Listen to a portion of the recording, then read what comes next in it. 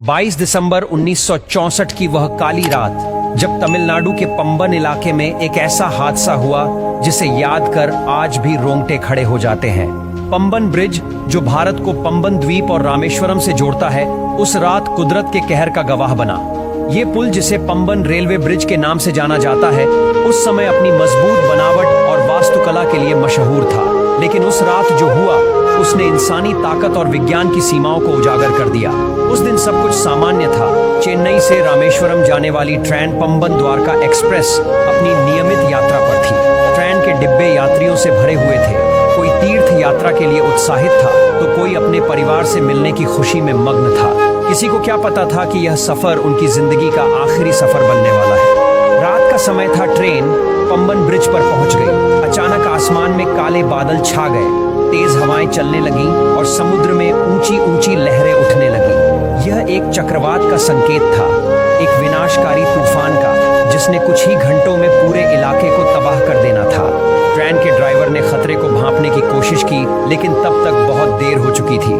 Train के हर डिब्बे में चीख पुकार मच गई थी। लोगों को समझ नहीं आ रहा था कि क्या हो रहा है। तेज हवाएं इतनी जोरदार थी कि ब्रिज हिलने लगा। सबके दिलों में एक ही सवाल गूंज रहा था कि क्या हम बच पाएंगे। आखिरकार वो क्षण आ ही गया जब प्रकृति ने अपना विकराल रूप दिखाया। समुद्र की लहरें इतनी ऊंची हो गईं कि उन्होंने ब्रिज को चारों ओर से घेर लिया। ऐसा लग रहा था मानो समंदर ने ब्रिज को निगलने की ठान ली हो। पुल के कुछ हिस्से कमजोर पड़ने लगे और अचानक एक भीषण आवाज के साथ ब्रिज का एक हिस्सा टूट गया। यात्रियों की चीखें, बच्चों का रोना और माता पिता की पुकार सब एक साथ गूंज रहे थे। वो मंजर इतना भयानक था कि शब्दों में बयां करना मुश्किल है। ट्रेन, जो अपनी पूरी गति से ब्रिज पर चल रही थी, सीधी समुद्र में गिर गई। पानी के अंदर जाते ही सब कुछ शांत हो गया। केवल समुद्र की लहरों की आवाज सुनाई दे रही थी। उस हादसे में सैकड़ों लोग मारे गए। कुछ शव तो कभी मिले ही नहीं। वो लोग जो अपने घर लौट रहे थे या तीर्थ यात्रा पर जा रहे थे, उन्हें शायद ही पता था कि वो अपने परिवार से आखिरी बार मिल चुके हैं। इस घटना ने पूरे देश को हिलाकर रख दिया। सरकार ने तुरंत राहत कार्य शुरू किए। नेवी और स्थानीय मछुआरों ने मिलकर बचाव अभियान चलाया, लेकिन चक्रवात की तीव्रता के कारण बचाव कार्य में काफी मुश्किलें आई। इस हादसे के बाद पंबन ब्रिज को दोबारा बनाने की प्रक्रिया शुरू हुई। इंजीनियरों ने इसे और मजबूत और टिकाऊ बनाने का प्रण लिया। नया ब्रिज चक्रवात जैसे प्राकृतिक आपदाओं का सामना करने में सक्षम बनाया गया, लेकिन उन परिवारों के दर्द और खोए हुए अपनों की यादों को कोई पुल नहीं भर सकता।